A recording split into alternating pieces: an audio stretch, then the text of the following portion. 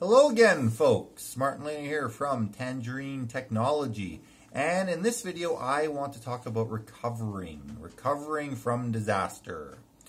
Basically, I want to talk about backups. A lot of people think that backups are, for Windows servers and they're for systems and, make sure you have backups of your data. And certainly that is, of course, important. I would never say that's not important. But backup is something we need to think about on a more global scale. And let me talk about that to you guys a little bit. What I have found is generally when you talk about backups, when I go to a new client and I'm looking at their systems, I'm evaluating their systems, when I look at everything, sometimes I find a backup, sometimes I find none at all. You have no idea how many backups don't exist for anybody. But when I do find a backup, it's generally just, some kind of data and system backup for, let's say, a Windows server. Okay? I have never, ever found a backup for something, let's say, a firewall or a switch or something like that. I've never found a backup file for that sitting anywhere. Again, for those of you who don't know who I am, I run Tangerine Technology right here, and we are an MSP, so a managed service provider, third-party IT provider. We have clients who are third parties, and we kind of act like their in-house IT department. What that means is we're responsible for everything. We're responsible for backups, we're responsible for keeping systems up and running, all of that. When I take on a new client, the very first thing I do is I go and I do an overall network assessment. I go and I see, how old is their server? Is it having problems? Are there any security concerns? What's the situation with backups? And I can tell you that, I've got clients from anywhere from one computer to, upwards of 100 computers. And I can tell you I have never, ever found a backup of a firewall, a switch, an anti-spam appliance, a Barracuda, let's say. Basically anything outside of a basic like Windows server or wherever files and data are kept. That is the extent of the backups that I have seen. Now, given that, that's something that matters to me. It's something that I pay attention to. It's something that I make sure my staff pay attention to. Is backups are not just Windows Server backups. They're not just backups of your data. They are backups of configuration files for appliances and other things. And the reason you do this and the reason you want to have backups for these things is so that you can recover quickly in the event of a disaster. Case in point, on Thursday, Wednesday, I guess, Wednesday night. I think it was Wednesday night. Yes, Wednesday night. It was, 11 o'clock or something. I was going to bed. I had my phone in my pocket, my smartphone in my pocket, my BlackBerry Priv. For those of you who have been watching me for a while, all of my videos are recorded on a BlackBerry Priv. And I had this phone in my pocket. And I was going to the bathroom, got up from going to the bathroom, and for whatever reason, my phone flew out of my pocket and landed in the toilet. Great, right? Something you hear about sometimes. It's not unheard of, but it never happened to me. It's unfortunate that it happened to me, but it did, and that phone was done. It worked for a little while, actually, and then the screen started going. Half the screen was like just static and multicolored, and the buttons weren't working, and anyways, that phone was done. I did have that phone for about a year and a half. It was a great phone, actually. It was my favorite phone that I've had in recent memory. That being said, that phone was done. I had to get a new phone. So I went out and I got the BlackBerry D-Tech 50. I will probably do a review on the D-Tech 50, having come off the Priv. The Priv was an excellent phone. The D-Tech 50 so far, also an excellent phone. Basically, it's sort of like the Priv, but it doesn't have the physical keyboard, which, quite frankly, I didn't find myself using that much in the last half year or so. On the Priv, I was just using the on-screen one. So anyways, I would have preferred to go with the Detect 60, which has a bit higher spec in terms of CPU and all that stuff. Unfortunately, no one here stocks that locally, so the only one I could get was the 50, which is fine. It's actually a really, really fast phone. And you will notice that the recordings now are 1080p instead of 720p. That is actually something that is a lot nicer on the Detect 50 as compared to the Priv. The Priv, the front-facing lens, okay? So I always use the front-facing lens. At some point I'll show you guys. I can't really because I'm using the phone to do the recording. But basically the phone is sitting on a mount and it's facing me, and I'm using the front facing lens so that I can see what's happening here in the field of vision. I can see what's happening as I'm speaking to you, right? So if I'm out of frame, if I'm up here and then, you only see half my face, I can see that and I can adjust myself accordingly. And I find that that's important. I find that that's important that you're able to see yourself and adjust yourself so you don't spend 30 minutes recording a video, realizing you are completely out of the frame and you have to redo the entire thing. So, given that, the Priv on the front-facing lens could only do 720p in resolution, which was just a limitation. It could do the 1080p on the rear-facing lens, not on the front one.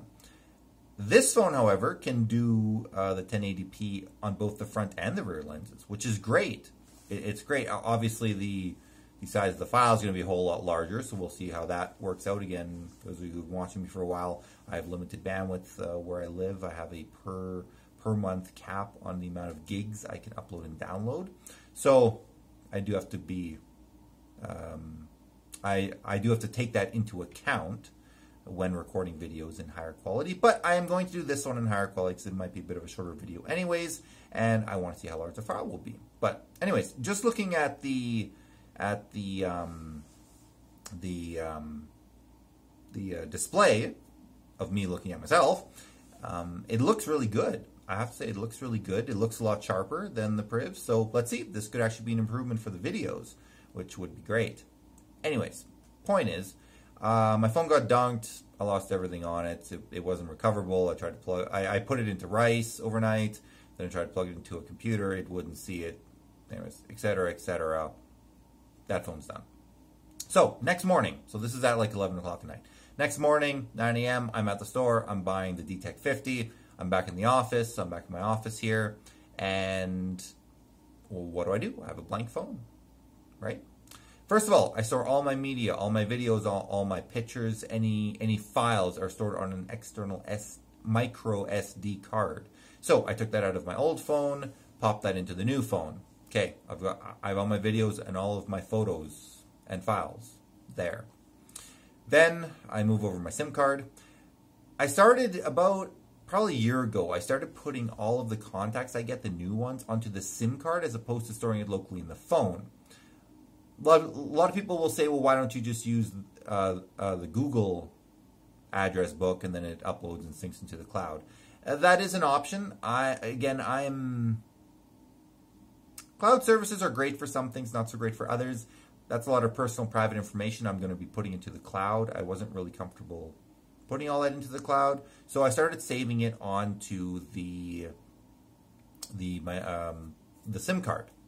And when I put it on the SIM card, the nice part about that is once I change the SIM card out into a new phone, everything's already there. Now, I did lose a handful of contacts because, again, I only started doing this recently. So there were some that I had on the phone itself, locally stored. Those are gone. I'll have to get those back, somehow. When somebody sends me a text from a number I don't know, I'll just send back, who's this? Right?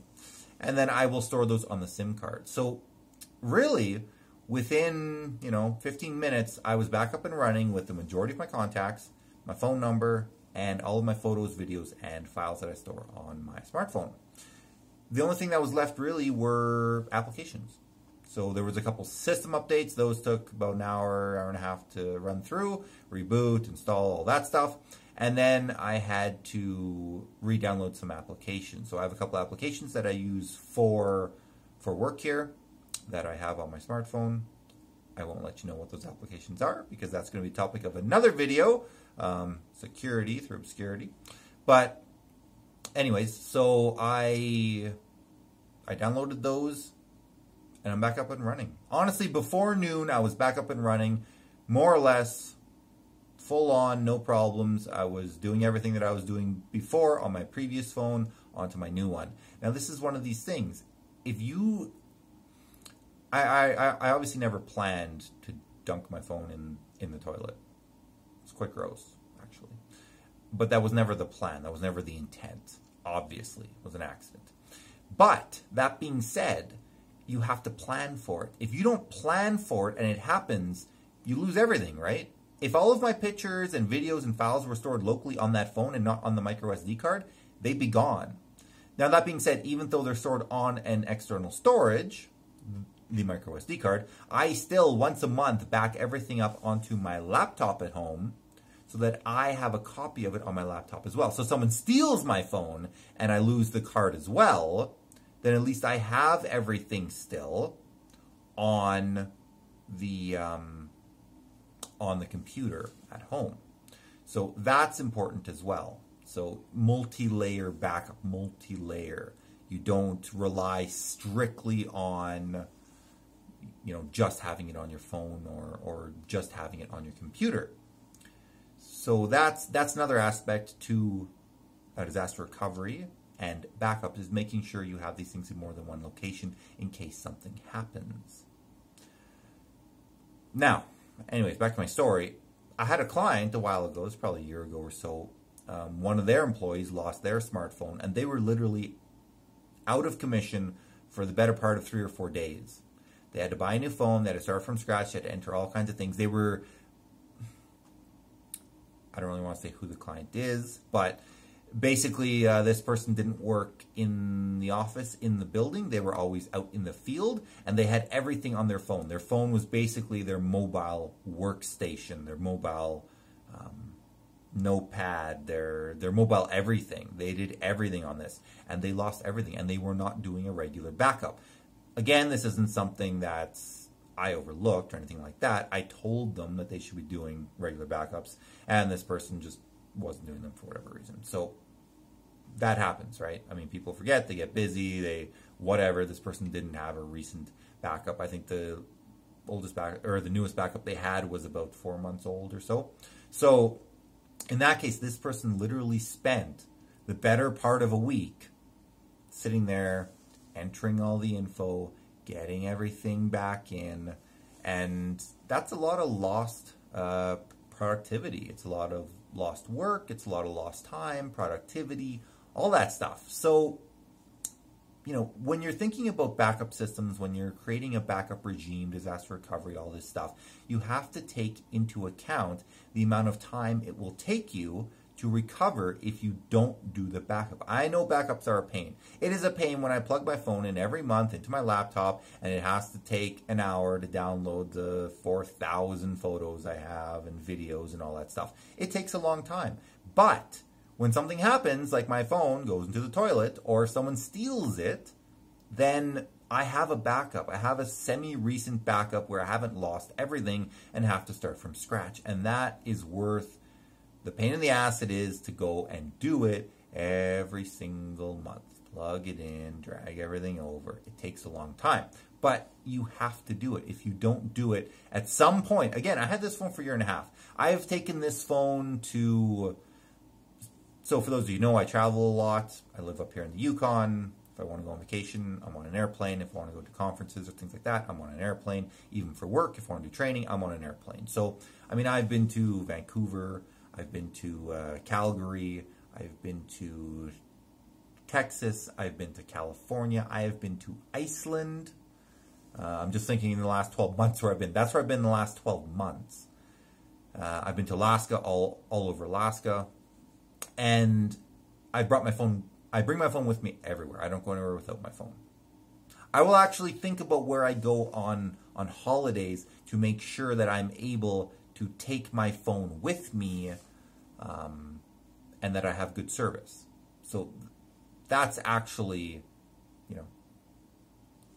that's That's the level of I have to have my phone with me, that I will actually check and make sure where I'm going has cellular service, or basically I won't go. And that's, I mean, that's because I'm a business owner. I have to be available. That's part of the job when you are a business owner. So this phone has traveled a lot with me. So I've brought it a lot of places, and I've never had it stolen. I've never dropped it in water or anything like that. I have dropped it once or twice, but still ran fine and no issues. But again, Wednesday night, you're going to bed, and all of a sudden your phone hits the toilet. That's not planned for. If you had told me 5 minutes beforehand that I was going to ruin my phone that night, I would probably laugh at you, and why would I ruin my phone then? So in that sense, it was very good that I had things on external media. I was able to get that off really, really quick, and I was able to reload and be up and running again basically the next day before lunch, as I said, before lunch. There's still a few things I have to configure, like sounds and alerts and, vibrate and all that stuff. But other than that, it's basically set up and ready to go. I was up and running and able to work right then and there. And it was interesting because literally probably 20 minutes after I got my SIM card into the new phone and got it fired up, I got a text from one of my clients, hey, I need you to do this right now. It's urgent.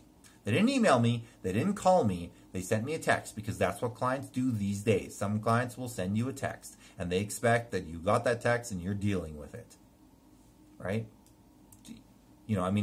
It's not that long ago where if you needed some support like that right away, you picked the phone up and you called, and that was the norm.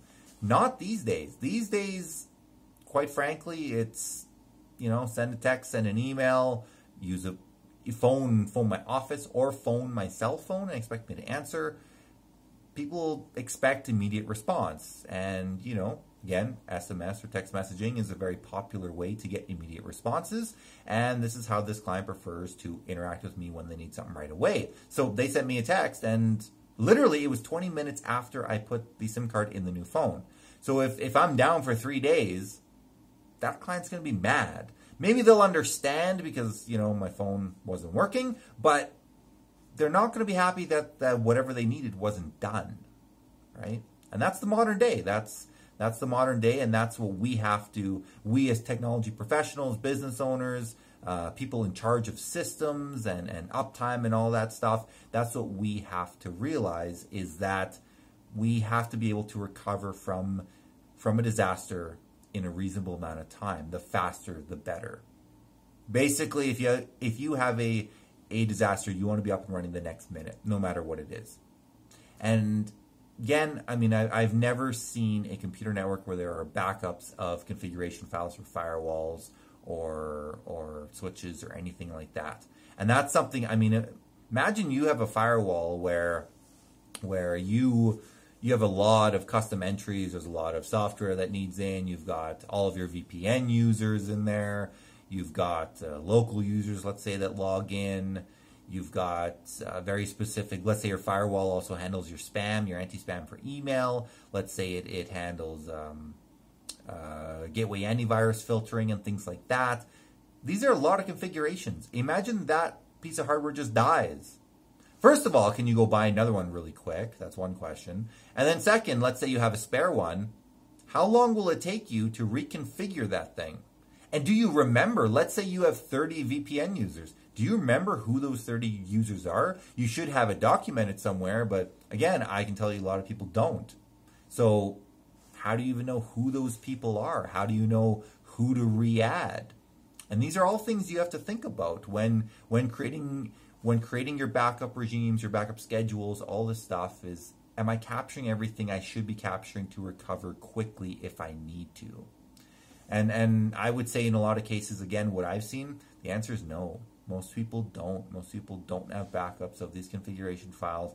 They don't have backups of phones. They really focus on, I need to back up my Windows server and my data. And that's it. And that's all they think about. So, yeah.